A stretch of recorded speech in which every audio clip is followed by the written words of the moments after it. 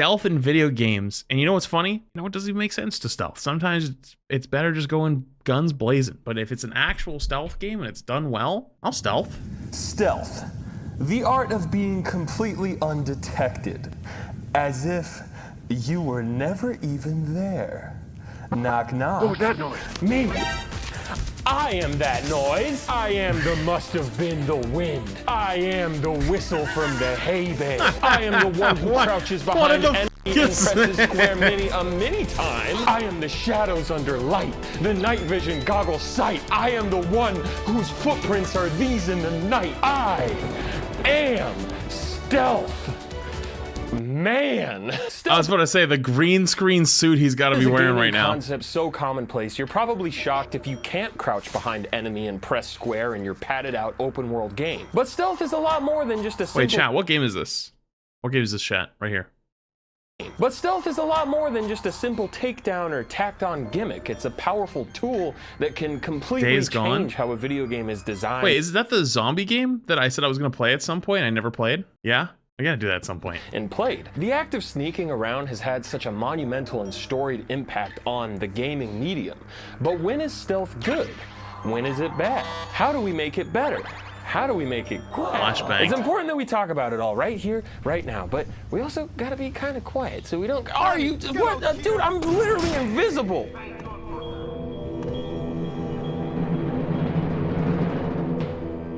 That's Splinter Cell games, right? Okay. I'm not gonna lie, I had the Splinter Cell games, never liked them. Didn't enjoy them very much. So like I was saying. If you ask a gamer what the first stealth game is, you'll likely get some different answers. Oh, it's Castle Wolfenstein. That game let you wear enemy disguises. Nah, bro, the Book of Guinness of being world record. Dude, this just hit me like a damn truck. I remember this fondly, being at the Scholastic Book Fair. Damn, this just hit me hard. And there's probably so many drop chatters that are sitting in chat that have no idea what they're looking at right now. At all. They have no idea how sought after this book was. If you bought this book at the book fair, you were the cool kid for the week. Everyone wanted to be your friend because they wanted to read the book and they wanted to look at it. Everyone wanted to look at this book, especially if it was during indoor recess, if you lived in New England or in the Midwest where there was snow and you didn't get to go outside for recess. Damn, this hits.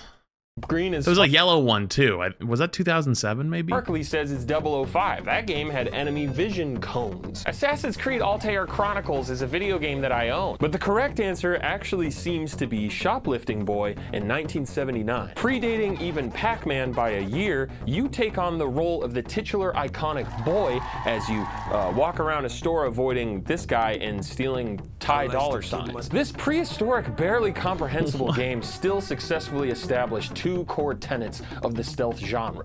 Don't get caught. I'm a the new flats, and the coolest person was the one getting a personal pan pizza from Pizza Hut at the end of the week. Well, hang on. We didn't get to bring that into school. We had a brown bag and white bag lunches. Brown bag was the shitty version. It would be like yogurt and like peanut butter sandwich. The white bag was like whatever the daily thing was, where it could be like chicken fingers or a burger or whatever. And then once a week or once every 2 weeks, there was pizza day, and you could opt into pizza instead. But unless your parents let you opt into it, you got and you got stuck with the brown bag, and everyone else got pizza and you didn't. It was really sad. Grab anything that isn't bolted to the ground. Beer before stealth, have good health. Stealth before beer, you're gonna have fear. Okay, so now let's fast forward a bit to 1987, and let me tell you something, man. You ever heard of a fucking Kojima production? Metal Gear is the godfather of all modern stealth games. I've actually never played a Metal Gear game. Narrative dissonance himself, Clint Hawking. Without Metal Gear, there would be no stealth games. I don't think he's not British. More so than any game before, Metal Gear solidified stealth as its own genre. A lot of games at this point had mostly been about conflict. Shoot everything on the screen with your big gun. Holy shit, you're huge. But Metal Gear said, you're not some super soldier with infinite ammo. You're a fragile little snake, and you actually want to avoid combat as much as possible. Quietly dispatch guards. Acquire gadgets like suppressors to use guns without alerting everyone. Metal Gear was originally supposed to be a combat-heavy shooter, but because the MSX couldn't have all these bullets and enemies on screen at once, Kojima, in a stroke of genius, utilized his limitations and realized the power of disempowerment. That is actually super and smart. Remember that word, write it down, because it's very important to me in my invisible body. My man is horny as hell. I feel like disempowerment is like a great example or a great descriptor for the Outlast series. This is not how humans talk, but man, I so deeply cherish him and his production. Well, I don't like Outlast. I don't like spooky games where you can't do anything. Now let's fast forward a bit to the most important year for stealth games and maybe just all video games in general. Three sacred seminal stealth games released in 1998, and every modern stealth mechanic can likely be traced back to one of these three games. Metal Gear Solid, Thief, and my boy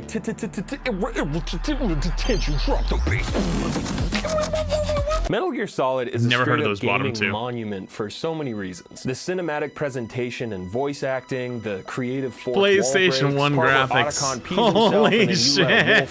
Wait, he just pee himself? Kojima Productions kind of have a lot of pee-type beats. What the? Predictable enemy AI that gave you clear chirps on what they're thinking or doing. The game had an amazing sense of feedback. You always understood what was going on. Thief showed us how tense and atmospheric a stealth game could be when played from a first-person perspective, giving the player a lot of freedom while also disempowering them, there's that word again, to instill a palpable sense of danger. Big interactable maps with mechanics like light and sound engaging with the player's abilities and environment, an immersive sim, if you will, and you will, I checked. Hello? Hello? You know, usually there's like a guy that I yell at, but I don't see where the heck you get off to. Hi, I'm Jakey. Jakey is a treat of a series. Attorneys at Law. As an extremely successful, sexy lawyer, I live a very fast-paced, Wait, is this an ad? lifestyle. A lifestyle that makes it very easy for me to forget that I need to eat food. Wait, and it's then an ad. Too late, and I'm hangry. Holy shit! Okay, you know what? That was pretty good. Pretty good ad. All right, I'm gonna keep moving. Find out where the heck that guy went off to. Oh wait, hold on. That was pretty good. I think I see him. I think I see him right there. Whoa, oh, he's kind of coming. You're kind of coming at me fast. Slow down, slow down. Ah! Drop the bass. Yes. Oh my God. Tenchu gives you nightmares if you watch your brother play it at a young age, and prioritized freedom of movement within a 3D stealth sandbox, letting the player parkour across rooftops and do flashy, cool, big sword press square behind enemy sword moves. That sounds a little bit familiar. Scratch his head. Fucks. Okay, history lesson is over, but let me ask you something, man. What's gonna happen when an enemy... Oh my God! I'm literally a phantom menace. Getting caught in a stealth game never feels good, but it especially doesn't feel good if you don't fully understand why or how you got caught. It doesn't matter. Or if the game kind of breaks its own rules. It doesn't matter if the rules are unrealistic. It matters if they're consistently unrealistic. I don't care if the enemy AI is dumb as hell. That's fine. I care if they're consistently dumb as hell in a way that I can predict and manipulate. Do guards look up?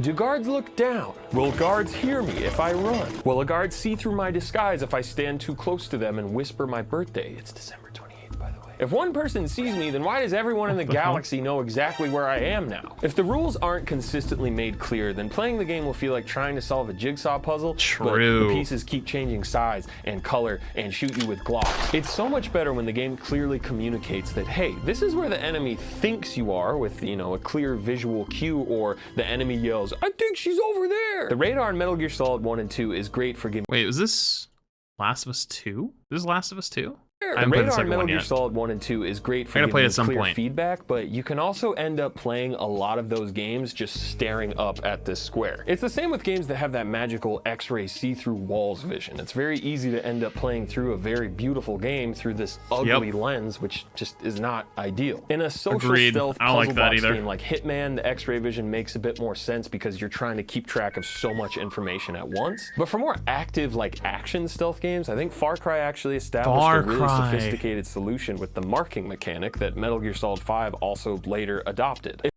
Real talk, Far Cry 3 was fucking peak. Everything after that, I didn't play Far Cry 5. People said Far Cry 5 was really good, but 4 was kind of a letdown. It feels a lot more immersive and engaging to actually have to pay attention and clock the enemies yourself, but then the game gives you an assist and says, okay, we'll help you keep track of everything now. But even with all this help, sometimes you might still mess up and get caught from the shadows. I've been here the whole time, that's right, and my greatest stealth moves of this video is actually about difficulty. Wait, what? If I had a nickel for every time I talked about Anthony Birch on this channel, I think I'd have 3 of the nickels. It's not my fault, okay? If MFs like him and Ego Raptor didn't make videos like this, MFs like me would probably be working at Chili's right now. And I'd be wearing fucking don't diss Chili's. robes too, talking about, oh, you want Chili's gas.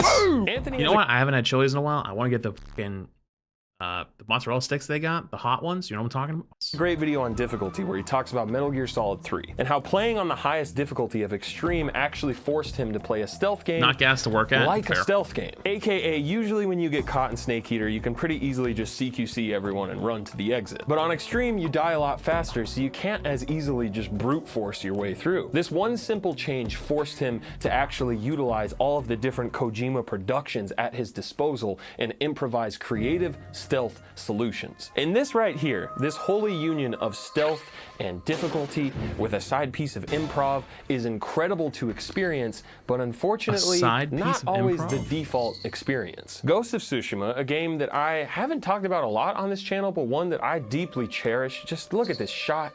Yeah, that's gonna pump the gas. I haven't played this yet. Playing on After I played Elden Ring, the comments were full of people telling me to come play this game. normal difficulty the first time, I had zero issue just sprinting into combat all of the time. And as great as the combat is, Ghost, being a disciple of Drop the Bass Tenchu, it also has a lot of flashy, fluid, stealth ninja stuff. Parkour, grapple hook, chain there's a assassination, sequel too, kunai, yeah. flute, songs, bow to your sensei. But like, you don't really need to use any of that stuff. On lethal difficulty though, it's a completely different situation. The enemies now kill you in like 1 to 2 hits, but also you kill them in like 1 to 2 hits. The kunai goes from being a fun, cute little toy to an essential difference between life and death. A smoke bomb isn't just a cool move, it is the key to Wait, so when you raise the difficulty, you do more damage too? surviving an onslaught of enemies. Every technique point spent can drastically change your chances of survival. Wait, This kind so of increase cool. in difficulty is the right kind of increase in difficulty, not just for stealth games, but for all games in I hate when games do this thing where when you play on a higher difficulty, the enemies just become fucking bullet sponges. Like they just have auto aim and bullet sponge. It's boring. Like it's just fucking boring. And that's why a lot of times when I play through games, sometimes like people come in and go, Flutz, you should play this game on the hardest difficulty. Why? Like I'm here for the story mostly anyways. And it's like the mechanics don't really change halfway through it other than just like I'll die more because instead of 3 bullets to kill them, it takes 15 bullets to kill them. It's ass, right? But this is awesome. Don't just make the enemies spongier with way more health. Yeah, raise the stakes in a way that pushes the player toward using all of the tools in their tool belt. And for most stealth games, that magic word, say it with me, you wrote it down, is disempowerment. You're much more likely to utilize stealth in Sekiro for these exact reasons. Everything will kill the S word out of you if you don't. The S word is sword. One of the greatest stealth levels ever, all gillied up in Call of Duty 4, has extremely punishing combat if you get caught because, yeah, you are severely outnumbered, motherfucker. Sneak around. True. Dang, okay, I guess I need to run away and hide in this thing.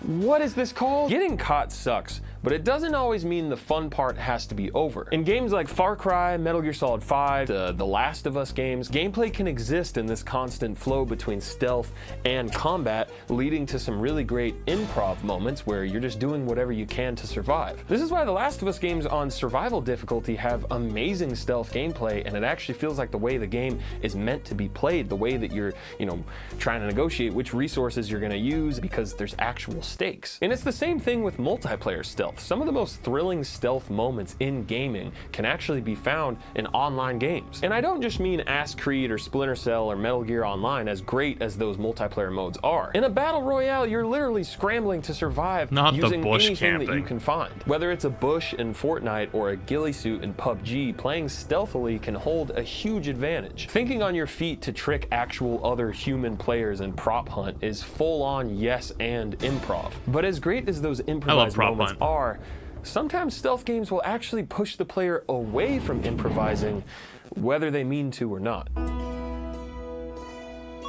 How so? Oftentimes, a stealth game can make the player feel inclined to reload a save after getting caught. The Dishonored series is a really interesting example. I've enjoyed playing Dishonored the most after cranking up the difficulty to at least hard so that the combat has higher stakes, cough cough disempowerment cough, but Dishonored also lets you save whenever you want. And at the end of every level, you also get this rating screen, which shows how many people saw you and how many people you killed, which changes. I've never had a desire to play this game before, but because I've just like never really seen it, I guess is the best way I can put it to you. How old is it? Isn't the first one like really old and then the second one's like kind of newer? Your chaos rating, which then changes the story. Don't get me wrong, I think Dishonored really does want you to be able to play however you want. And I think it's a common misconception that a high chaos run is the bad ending and a low chaos run is a good ending. It's not good or bad, they're just different. But I do think that doesn't matter if it's old. I understand games can be old and still could be good, but like once you hit like a certain point where it's like been like 10 years, like it's so graphically behind. The mechanics are just kind of more clunky compared to what you're used to now. Unless there's like a little bit of nostalgia in there sometimes. Like maybe it's just me, but I feel like I don't have as much fun with it. You know, like really, really old games. Unless like, I don't know, Pokemon? Well, Pokemon's mechanics are borderline the same today as they were then, right? And there's nostalgia as well. Like I said though, there's some nostalgia in there. For a game that like I haven't ever played, there's gonna be no nostalgia, right? The game though, it looks like Deadlock style, so the graphics hold up pretty well. You frame it in these terms and you have a rating screen paired with the ability to save scum, it might subconsciously push a player toward a playstyle that's, oh shit, I got caught and I killed someone, okay, time to reload the save. But I find it's so much more liberating to just let things play out and see what emergent gameplay can happen. The new Hitman games have the same thing. Amazing, complex stealth sandboxes that subtly discourage the player from experiencing emergent gameplay moments because, oh no, my rating at the end will be bad if I do this fun thing, so better just reload the save. And all of this, like, I mean, this entire video was really just an Hitman Pepe laugh, if you know, you know. Was that sarcasm? Was he saying like those games are not good with that? The following thing. Hitman Freelancer is the greatest stealth game ever made. Everything, I mean literally everything I've talked about, it's in this game. Freelancer is the roguelike add-on that uses all of the same levels, but gives you random objectives and targets across a series of consecutive campaigns. There's no saving and reloading. Wait, you're talking about me playing it? Wait, what was wrong with me playing Hitman? It was good. What do you mean?